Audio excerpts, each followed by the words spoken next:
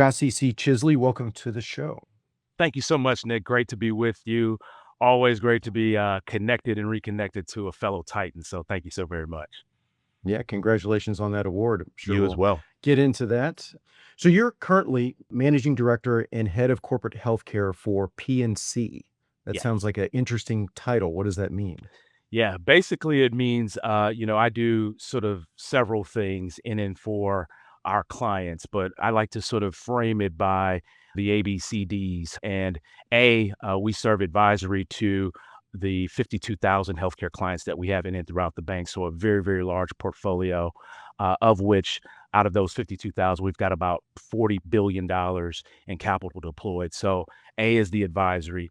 B is we're building the brand. We really think that branding extends far more than just marketing. So there's opportunity for us to build a brand and make sure that we have and are executing on our vision to be the bank for healthcare. Obviously, C is being clients. We're client obsessed. So out of those 52,000 healthcare clients that we have just within the bank, there's opportunity to build solutions and products and making sure that we're meeting the needs so that those healthcare clients can actually grow and thrive in a very uncertain healthcare ecosystem and marketplace. And then D is deals. We are sort of predicated and compensated, for that matter, on our deals and the deals that we close. So we're looking to work with our clients, work with a lot of our prospects to close those deals in and throughout the healthcare ecosystem. So we're doing those ABCDs each and every day. We are in roughly about 54 markets throughout the country and expanding. So we're a really big bank, but we don't want to be big just for the sake of being big. We want to make sure that we're meaningful as well. So particularly in the healthcare space. So I am leading that effort, trying to lead that effort in and throughout our bank and our banking platforms, as well as our banking affiliates. So it's been 3 years, but lots of fun. It's been a whirlwind, and I'm having a blast and building a team around me. So tell me about your career leading up to this. I believe you've spent the majority of it in healthcare. Yeah, 27 years in healthcare. It has flown by. I can't believe it's been that long. It doesn't necessarily feel like it, but it's starting to look like it because I certainly have the gray hairs to prove all of the wounds that I've endured in and throughout my career. So, started in health. My entire background is in healthcare. My very first job was an environmental services technician one, which means I was a janitor in a hospital, and just have sort of grown to love the healthcare ecosystem and platforms and the healthcare industry as a whole. I like to say it's my ministry. It's how I impact social change. And I've just been drawn to it ever since I've been introduced to it. So, very early on, I thought, like probably most recovering hospital administrators, that I was going to be a doctor. So, wanted to follow the footsteps in a mentor that I had and still have to this day, 97 years young in Milwaukee, Wisconsin, Dr. William Finlayson, who sort of took me under his wing, taught me sort of the ropes, gave me that very first job in one of his hospitals where he had privileges, and wanted to follow in his footsteps. He was an OBGYN, a very prominent OBGYN, now retired, obviously, in Milwaukee. So I went to school, went to undergrad, Morehouse College, which I'm sure we'll talk about here in a second, with the notion that I was pre-med, biology and psychology major. But then during my junior and my senior year, Nick, sort of the world, the stars, the planets sort of all aligned. And I got an internship through the Institute for Diversity in Healthcare Management as part of the American College of Healthcare Executives and some of the other sort of professional organizations that I'm part of, and got an internship between my junior and senior year to do sort of shadow a hospital administrator, hospital CEO in Omaha, Nebraska. That same CEO is now, ironically, in Cincinnati, where at a hospital that I was COO in, Mr. Corey Shaw. So shout out to him. So that being said, I shadowed Corey, had a lot of interest and intrigue around what he did, how he did it, how he managed his team, did a lot of rounding with him. And I immediately came back my senior year in undergrad and started taking econ courses and accounting courses and all types of, I minored in business just because of that. And then immediately matriculated into Michigan and sort of had a wonderful experience there where I sort of had the opportunity to amalgamate business and healthcare. And immediately after that, I went to sort of do a postgraduate fellowship or residency in healthcare or hospital administration and sort of rose through the ranks there. Did a lot of the hospital administration, but I always felt as though I was a bit of a misfit. And I think most leaders feel that sort of being comfortable in an uncomfortable space because I had sort of interest, obviously, on the hospital administration side, but I also had interest in growth and investments and finance and things of that nature.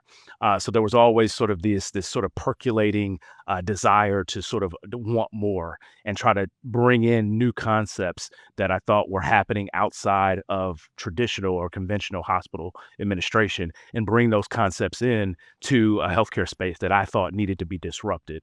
So there was always opportunity. So I did a lot of consulting with one of the big four, with Deloitte, and then I did some consulting with a smaller consulting house, and then actually came back to hospital administration to run several health systems, regional health systems, and a national health system. From there, I actually, again, given my fervor to sort of continue to disrupt the space, I actually did go into a commercial insurance, and I worked for United Healthcare and served as senior vice president, chief strategy officer for North America for about 5 years. Within the network design space, where we worked a lot on value-based care, where we worked a lot on mergers and acquisitions, and this was before M&A was sort of cool and the thing to do, and where we worked a lot with physician practices, even before healthcare was sort of transitioning outside the four walls of the hospital and going more ambulatory. So that's sort of where I cut my teeth on the investment side, sort of bringing everything together, if you will. And then I sort of started to get the desire to sort of find even more, how do I sort of lean into that uncertainty from the investment standpoint? And I did start private equity fund, and as well as went into healthcare private equity for about 2.5 years before joining the bank in 2022. So it has been sort of a long road. That was sort of the truncated version, but have seen a lot, have done a lot within the healthcare space, and now want to sort of exact all of that, I guess, that expertise, maybe that background into some of the clients in which we serve. Certainly is quite the career.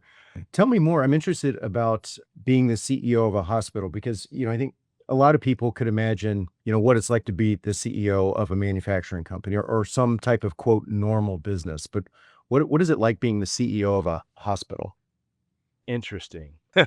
I always like to say it's healthcare is very, very complex. It is, again, to borrow that term, the amalgamation of people, process, and technology, and trying to sort of merge and integrate all of those things into sort of one cohesive unit that is not only taking care of patients, but also trying to exact growth. And again, no one, unless you're, I guess, pregnant, wants to be in a hospital. Those are probably the darkest days when you're actually admitted into a hospital for whatever illness or because your loved one is there. So we have to sort of take that vulnerability, that compassion, and make sure that it's coming through in the right way while running a business. So there's a careful balance, certainly a careful balance that I think any CEO of a hospital or health system has to exact. And then it is no margin, no mission. So there is a business component, even whether you're for profit or not for profit. There is certainly a business component. So I think there's certainly opportunity for all hospital administrators to take the business side as well as the sort of the clinical side and sort of integrate those two. The final thing that I'll say is that, again, I even with technology and tools at our disposal, I do think healthcare is going to continue to be high touch. I think it has to be, even with the introduction of AI and everything else that is sort of infusing itself into the business. I think it has to remain high touch. So that being said, how do you take that high touch mandate, if you will, and make sure that you exact it for patients and with patients in a manner in which they want to be and have care delivered? So it's knowing trends, it's managing people, it's leveraging technology, and it's all of that sort of wrapped up in one. I like to say in hospital administration or healthcare administration, you're always on. Even if you're not on call, you're always on because something usually happens. And I think that's not for the faint of heart. Actually, very curious more about the business side of running a hospital. Again, most quote normal businesses are generally thinking about growth, right? A $50 million company wants to be a $100 million company at some point. Right. Is there a similar feeling in a hospital where you're thinking about driving revenue growth year over year and growing as a business? Yeah, good question. Yes, and I would say yes. Obviously, the growth is important. Yes, the metrics are important. Yes, the profit and profit margin and EBITDAs are certainly important, and even the top line from a revenue perspective is important. Yes, it's important to actually have a very sound and streamlined, efficient, and effective revenue cycle. How do you get money in? And again, as a nuance, healthcare is very, very different. So if you're buying a widget, if you're going to a retail, normal quote unquote retail shop, you purchase that service, you purchase that widget, and then you pay for it. Healthcare is very, very different. It's based and predicated on reimbursement. It's how that doctor perceives the care for what he or she did in a delivery fashion, and then you're waiting 30 days, 90 days, sometimes longer to get reimbursement for the care that you've already done. So that's what I mean for sort of by that revenue cycle component. That also being said, it has to be done in a very compassionate manner, and those that do it or lack that compassion, I think it's evident because again, healthcare is very, very personal. How in which you receive care, how you receive information on your care is very different based on your background, based on your ethnicity, based on anything and everything else that sort of is going on in your life. So that business of healthcare is one thing, but those that truly get it, the healthcare leaders and the healthcare executives that truly get it, understand that that compassion component is huge. Obviously, there's no sort of right, wrong, or blueprint for it. There's been a lot of books written. I have actually written one as well. But I do think there is and always will be an opportunity to make sure that you're doubling down on what you know. So grow the good and try to mitigate the bad. And I think that's with any sound business, but particularly and most importantly in healthcare. I appreciate that's a nuance that you've brought up a few times of, running a business, but also you're in a very high compassion environment, Yes. which is a different component than most businesses. You also started to mention it a little bit about the cash flow of running a business like this and the Yeah. reimbursement cycle. Yes. So, I mean, just practically, how does that work? Are hospitals just running off a real large line of credit, and that's how they're cash flowing? Depends on the hospital. So that's again where banks and healthcare sort of exist and why they exist, not only for credit deployment, capital deployment, Nick, but also to help with those with processes, anything and everything that sort of touches capital, like revenue cycle, like treasury, and things of that nature, like asset management. So those are things that I think PNC does really well as a quick commercial. That also being said, it is nuanced, continue to use that word, because of all of the interconnectedness. I think you have not only to government reimbursement, so that's Centers for Medicaid and Medicaid Services, CMS, which is the largest insurer, obviously in the country. Second largest, is obviously United Healthcare, and then secondarily is sort of those commercial insurers like Blue Cross Blue Shield, United, Cigna, Aetna, Humana, all of the big sort of big five, but also the regional health systems and health plans as well. So you got to sort of integrate all of that. You've got to make sure that you're coding correctly with codes and the care in which you delivered. And all of that is sort of, okay, what else can I do to build out different revenue streams? Which again, a good hospital administrator, a good healthcare executive is always looking to sort of make sure that I'm doing one thing, my bread and butter, and getting paid for it.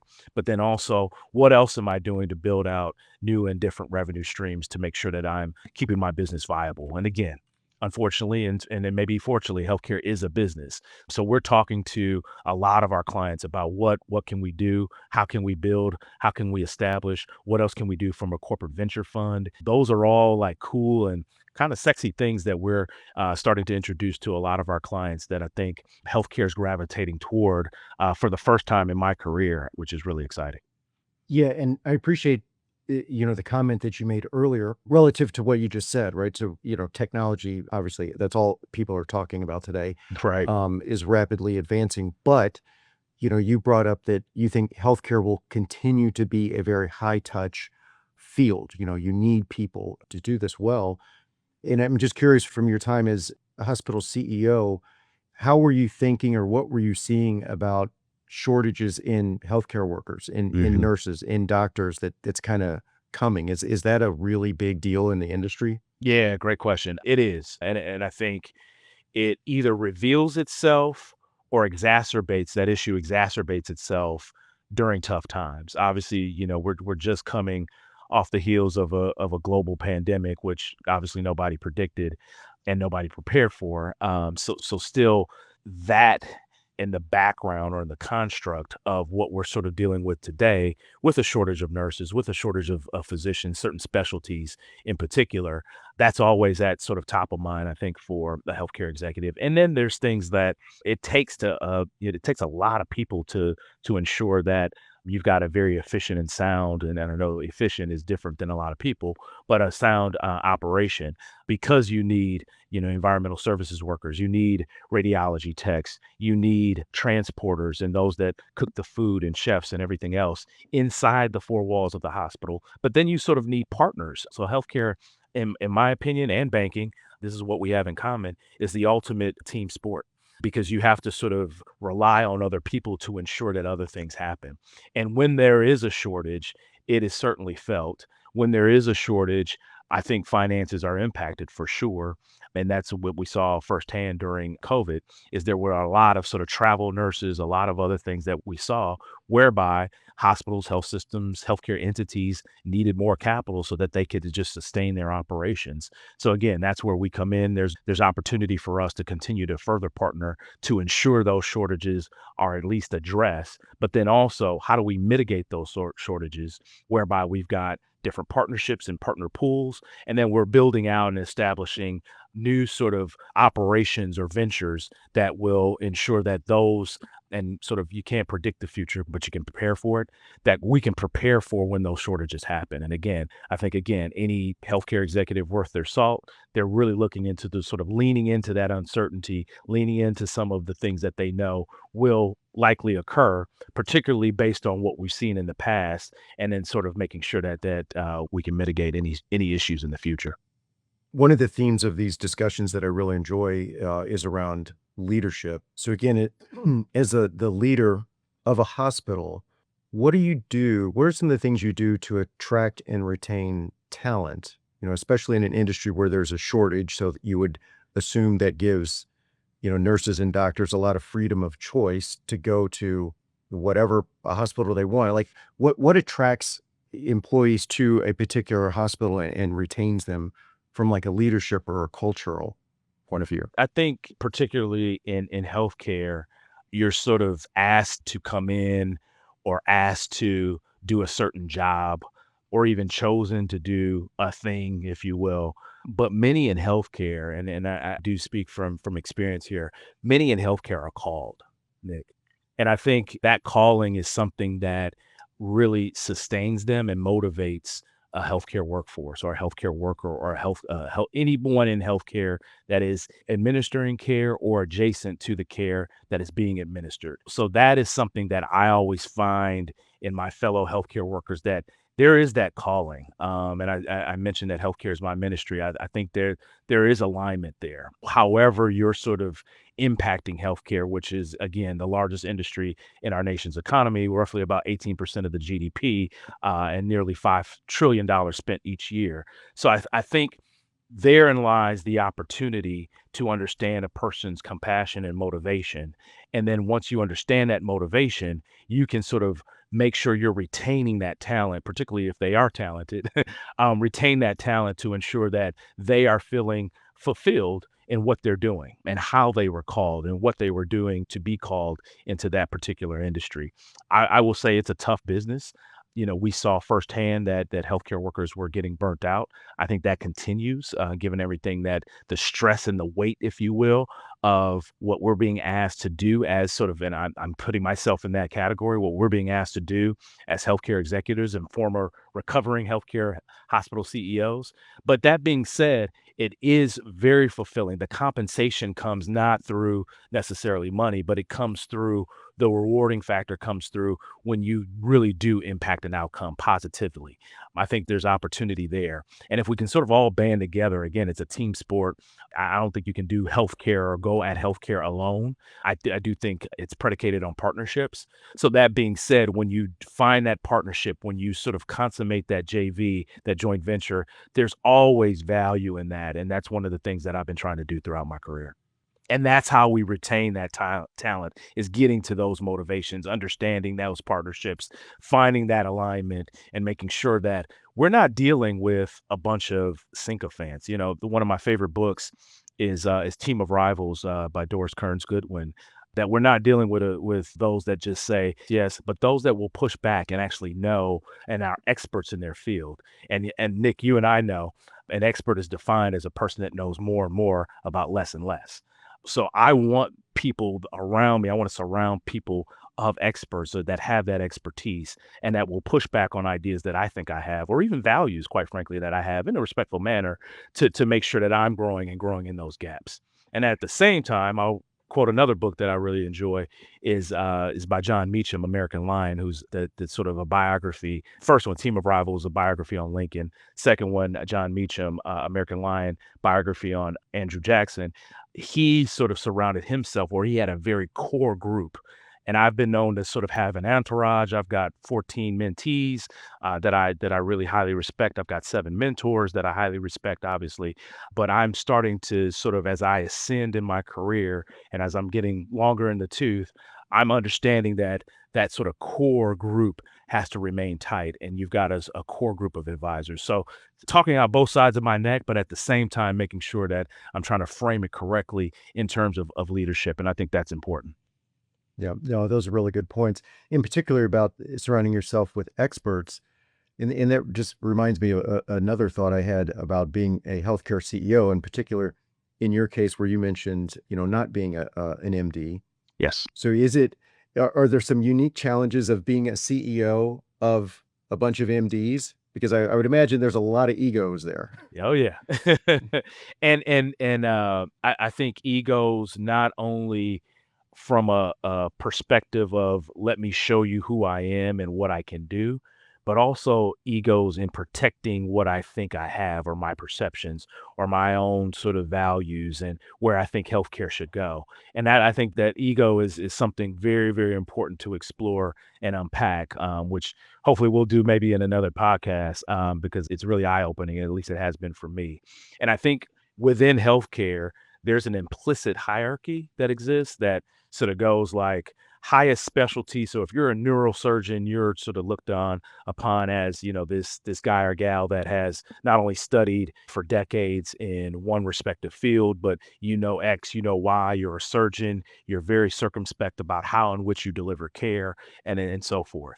And then you sort of go down to the other specialties, maybe a cardiologist, and I'm making things up because it is implicit hierarchy. And then you sort of get to the primary care physician or the hospitalist, and then you go to sort of the nurses or the nurse manager and all those kinds of things. That implicit hierarchy is implicit but tangible, if you're following me. And I think that is something that most healthcare executives have not only felt, and again, I know feeling is not a metric, but had to actually sort of confront and make sure that they're dealing with.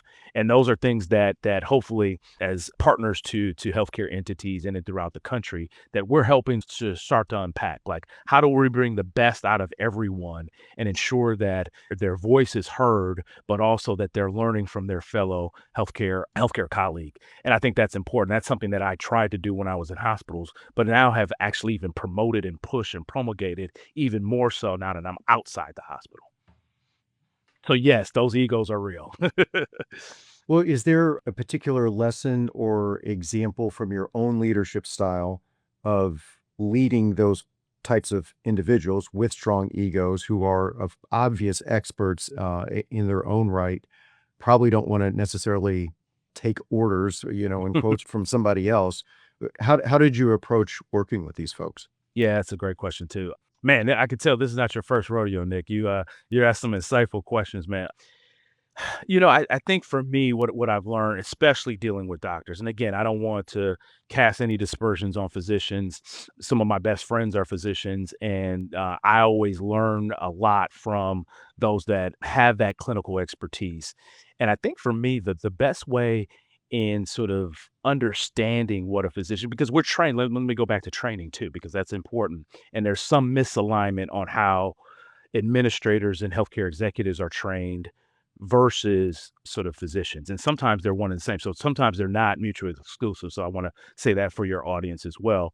But hospital administrators, healthcare executives, we go through usually master's programs, et cetera, and we are sort of taught in pods or groups. Right. So we do a lot of group work where there's a team sport. I grew up playing basketball and I enjoy teams. I'm not necessarily good at golf or tennis, and that's probably why. It's because I like to be part of a team. Physicians very different. They're in med school and they are sort of, it is study, it is focused, it is, let me take this exam, let me take this practicum, let me even go through residency in my, sort of one, twos, and threes, and I sort of understand how that residency is going to impact this one-on-one patient interaction. So I think physicians are starting to understand a little bit more of the executive, and the executive is starting to understand a little bit more about the clinician.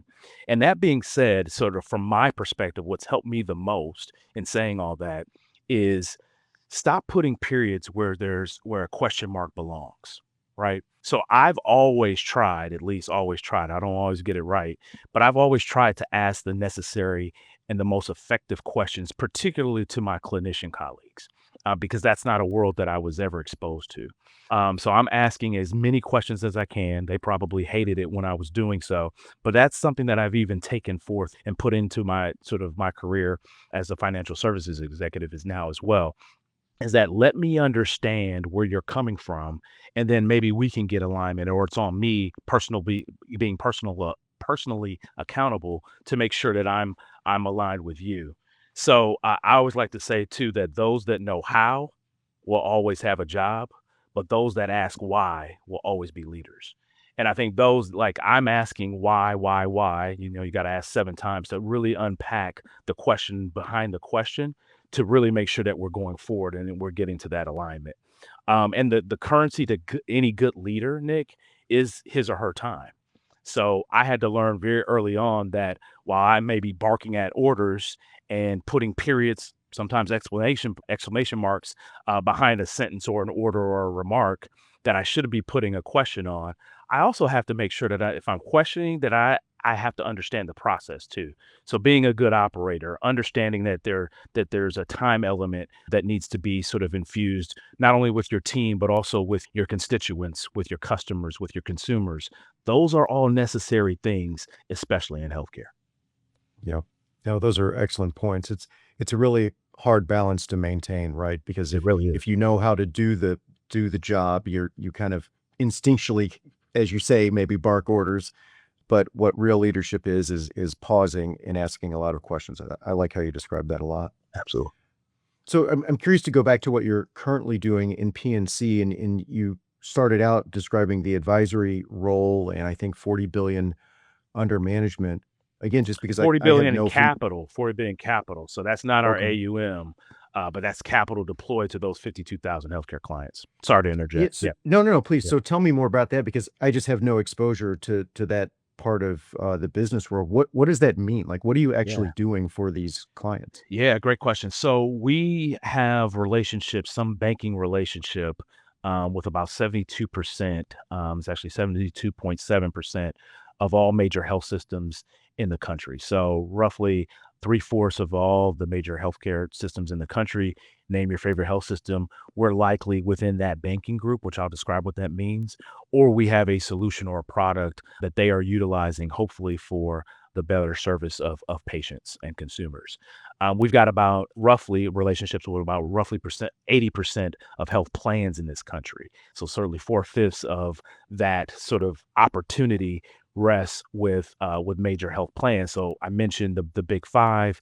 It's known as BUCA as an acronym: Blue Cross Blue Shield, United, Cigna, Aetna, and Humana, obviously. And then you've got the health plans that are more regional in focus, and do different things for Medicare Advantage and things of that nature. So that's a really big book of business, not to mention all of the sort of smaller healthcare practices and specialty practices and what we call ASCs, ambulatory surgery centers, behavioral health, and even healthcare adjacent entities like healthcare tech and healthcare revenue cycle companies as well. So we manage that, or at least try to manage and put out solutions for disseminate solutions for all of that healthcare ecosystem as a whole. So think of that big conglomerate. So what do? We do a lot of things for them, and it's not sort of one thing. We try to make it bespoke for each and every client. So it's not just a capital deployment play whereby we're deploying capital and doing things from a capital deployment, so a simple term loan or a revolver or things of that nature where you can sort of draw on a loan. So that's sort of table stakes. And that capital deployment is pretty much a commodity for any bank, right? You can find capital. You might pay for it a little bit differently based on your criteria or your background or what you qualify for, but usually you can find capital, whether it's in sort of private capital, venture lending, or a bank, right? So that's table stakes. But the other things that we do, and I think we do really well, is that we've got sort of opportunity to work with those healthcare entities to grow.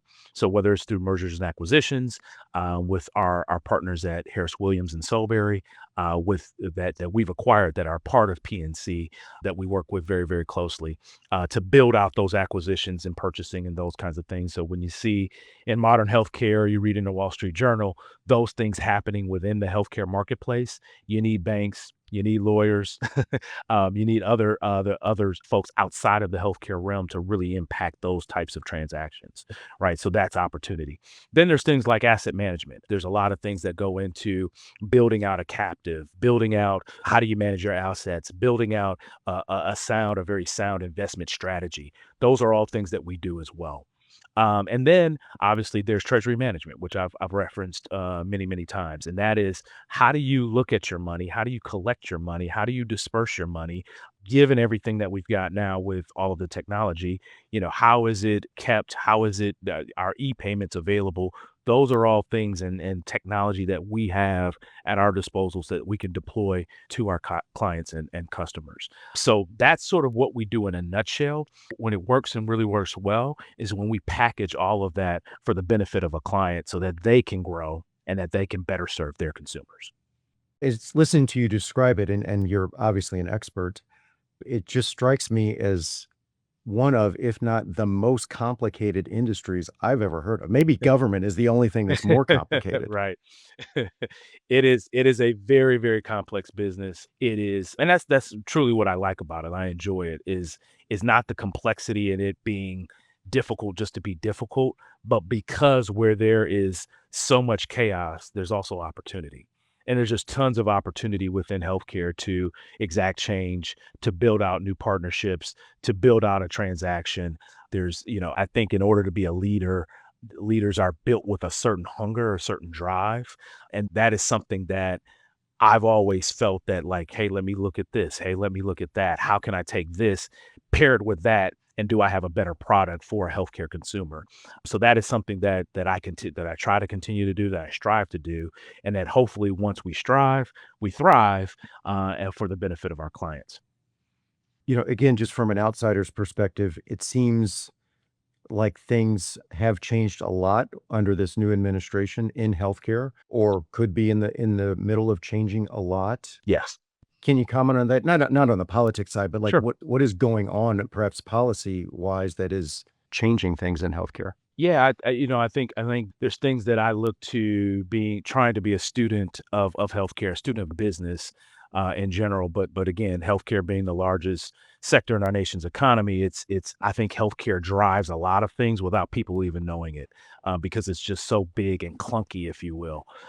So I think there were three pieces of legislation that were landmark pieces of legislation that really are changing the face not only of healthcare but also has implications on the economy and also has implications on other things too moving forward as it relates to our entire country. So one obviously was the passage of Medicare, LBJ, Lyndon B. Johnson, in 1965, which we just celebrated, sort of 60 years of that recently. So that was landmark pieces of legislation that gave way to really taking care of our seniors and honoring our seniors from a different fashion and making sure they were covered from a healthcare perspective.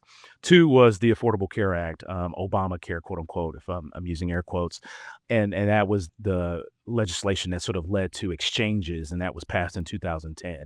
And now, sort of fast forward to 2025, July 4th of 2025, no doubt the one big beautiful bill, House Regulation 1, was passed by President Trump. So I think all of that is going to lead into different uncertainty. And I think all of those pieces of legislation had uncertainty tied to it, which we are still sort of unpacking and trying to understand. But then also making sure that we're prepared and well equipped to for the change that may occur. And the changes within the one big beautiful bill, I think, is a mitigation, if you will, mitigation strategy of slowing the growth of Medicaid that sort of started right during COVID and is working itself down, obviously post COVID and post pandemic. But I think that it's bending the curve, if you will, of some of that growth. And I think, those hospitals, and we've already seen it within healthcare, is that there's a lot of consolidation within healthcare, i.e., mergers and acquisitions and things of that nature. But there's also a lot of opportunity within healthcare for different partnerships and joint ventures and things of that nature, given this new construct. And there's going to be, I think, in my opinion, a lot of interest in new sort of ventures that are sort of, again, healthcare adjacent. So healthcare tech, and understanding your your consumer population around who's consuming care, I think is going to be important. So those actuaries and that actuary science behind who's actually consuming the care and who has chronic diseases and all that kind of stuff, that's going to be a service now, or at least an adjacent service that I think will come out of all of this too. So there's going to be a lot of, I think, shakeups, particularly once these provisions kick in 2026 and beyond, that we're watching very carefully. And again, that gets to that, again, going back to the ABCDs of what we do, that advisory for our clients is going to be critical as we sort of move forward. So we're studying it like a hawk. There's 927 pages to the bill, of which we've distilled down for a lot of our clients into about 40 or 50 pages. And then what we're also doing is educating pretty much on a biweekly basis, educating our team around within PNC Healthcare about the bill and the changes to the bill and the implications of the bill moving forward. Yeah, I like how you described that kind of these three landmark policy and legislation events that have happened over the past decades. What are some of the things you're excited about in healthcare looking forward? I'm excited about the several things. I'm excited about some of the things that I think are coming out of that I'm identifying as opportunities. So I mentioned the mergers and acquisitions. I mentioned the transactions and the deal flow. I mentioned the new partnerships, but also who's going to sort of lead in those in and lean into those partnerships. Who's going to lead that strategy? The power of I think of the next generation and how they sort of think and do things a little bit differently than I might do, I think is important and something that I'm excited about. I think there's a lot of things around the tools. We mentioned AI and touched on AI a little bit. I think AI obviously has been introduced for and with healthcare or to healthcare through, I'll call it more business operations. So think of revenue cycle and things of that nature. You sort of have those tools in hand. But I do think that there will be a time that's coming rather soon where AI will be introduced into sort of the clinical workflows as well. And we've already seen some of that in some of those companies. Again, those healthcare adjacent companies come into that space. I think it has to be refined. I think it has to be almost picture perfect because, again, we're not dealing with a normal widget. We're dealing with people's lives when we're in healthcare. But I do think that that's coming, that AI is going to help advance not only science, but also expedite and hopefully make healthcare a little bit more efficient. So I'm excited about that. I'm excited about the communication strategies as well. I think it was Audre Lorde that said, your silence will not protect you. I think there's a lot of opportunity within healthcare for us to bring in new and different voices to disrupt the space as much as possible because we haven't always heard and introduced new things into healthcare. So obviously the last decade has been a major force within healthcare has been private equity. But I also think that there's going to be new entrants that are coming into the space each and every day, certainly each and every month, that are going to come into the space and offer a new voice, a new perspective. And again, I harken back that leadership is always all about perspective. So those are the kinds of things I'm looking forward to, and many others. But really, sort of just making sure that we're poised for that change, because the only constant in life is change. So looking forward to it. I'm more optimistic than I am pessimistic. Well, Gyasi, again, I mean, it's obvious you're an expert. I feel very much not even smart enough to have this conversation. So thanks for sharing all those details. You mentioned you wrote a book. I suspect you have other content that you've developed. Share what some of that is and where people can find it. Oh, yeah. So, I mean, we are PNC putting out thought leadership pieces all the time. So stay on the lookout for that. Hopefully, Nick, you'll have me back, and we can riff on a whole slew of topics. So that will be great. Yes, book is everywhere that books are sold. So Healthy Disruption, published in 2021. But I think what I tend to do is everything that I've learned in the past. It seems to bubble up when things are a bit uncertain, and then that the things are certainly uncertain at this time and period. So I pledged a fraternity in undergrad and had a good time doing so, and still to this day stay in contact with a lot of my fraternity and frat brothers. And we had to learn sort of various poems. And those poems were like "If" by Rudyard Kipling, "Invictus" by William Ernest Henley. But there was one sort of nursery rhyme that sort of sticks out, that I'm always sort of that's seared into my brain, particularly as it pertains to uncertainty and uncertainty within a very complex business like healthcare. And the nursery rhyme goes as such. It's I, me, my, mine. These are the words that do not rhyme. Us, we, our, together. These are the words that last forever. So we had to do this crazy dance and while we were pledging and all that kind of stuff. But that's what I sort of harken back to and make sure that people sort of understand that we have to sort of work together in these uncertain times and make sure that we're being client focused, client obsessed. And then the last thing, maybe, Nick, that I'll leave you with again is a poem from former president of Morehouse College, my undergrad institution. Went to Morehouse undergrad, Michigan grad, and it's by Benjamin Elijah Mays. And again, it focuses on just how we have to embrace this moment and this time. And I think it's untitled. We can check it. We can Google it. But it goes as such. And I made my daughter even memorize it when she was 6 years old. So hopefully she's now 17. Hopefully she still remembers it. But it's I have only just a minute, only 60 seconds in it. Forced upon me, can't refuse it. Didn't seek it, didn't choose it. But it's up to me to use it. I must suffer if I lose it. Give an account if I abuse it. Just a tiny little minute, but eternity is in it. So we got to go. We got to go now. There's a lot of things that are sort of happening to us. Let's make sure that we're sort of making sure that we're creating the future as much as we can.